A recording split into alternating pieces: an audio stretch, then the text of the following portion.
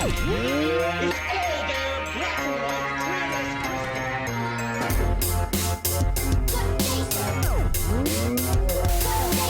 samurai film has been a steady genre for a large part of film history, dating way back to the 1960s with films like Akira Kurosawa's Yojimbo to more recent junctures, like Takeshi Miike's remake of 12 Assassins.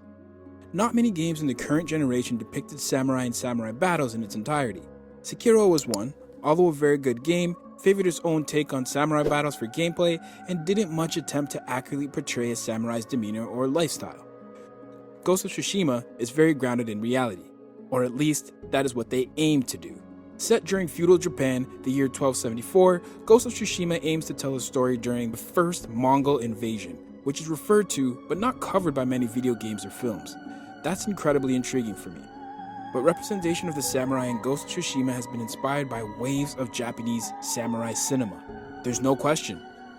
Here's a few films that the game artfully personifies and how it's shaping up to be the definitive samurai experience.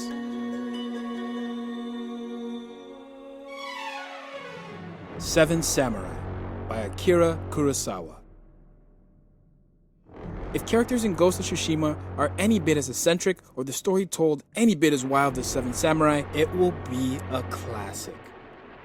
The 3-hour epic, directed by the legendary Akira Kurosawa, is filled with entertaining characters and small little character arcs. The drunk, barren, buoyant Kikuchiyo is a particular favorite of mine. Hilarious and brash, but also willing to sacrifice his life for his eventual friends.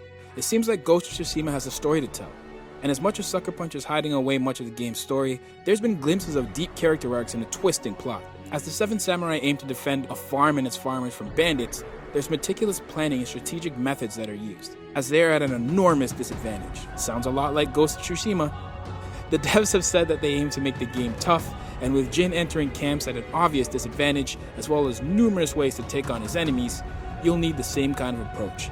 Character builds are an exciting prospect, and I can't wait to see the types of builds one can come up with. Me, I'll probably start out with a stealthy Jin.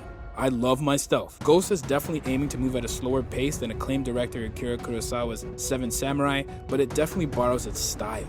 The black and white masterpiece features characters bursting at the seams with likability and is one of the coolest depictions of the samurai's viability. The elaborate customization options allows you to make Jin your own, which is exciting, creating your own crazy samurai. Ghost also has a black and white mode that aims to emulate the style and grace of the mid-20th century samurai films. The advantage that Ghost has, though, is that it's illustrated in glorious HD, having it possibly shape up to be one of the most immersive samurai games to ever hit the market.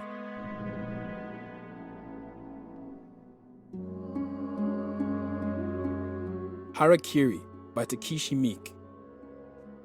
So I'm going over the remake here, not the original, because I love Takeshi Miike's reinterpretation of it, but to say the least, a samurai's life isn't easy. And as much as most of the samurai games let you enjoy the glitz and glamour of it all, I'd like to see more of a melodrama and emotion to it. Takeshi Miike's remake of Harakiri, The Death of a Samurai, for example, wasn't entirely about the action, but the drama leading up to the action.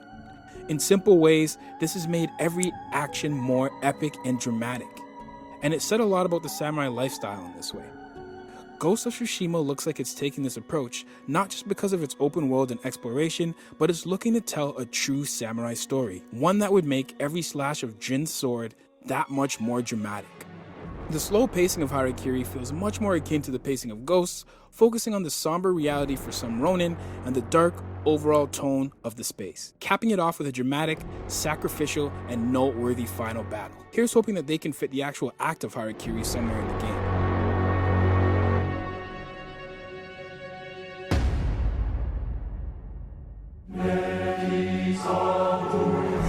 Lone Wolf and Cub, Baby Cart in the Land of Demons by Kenji Misumi. Lone Wolf and Cub gets the feel of a lonely, traveling nomad samurai exactly right, and Ghost of Tsushima clearly aims to do this as well.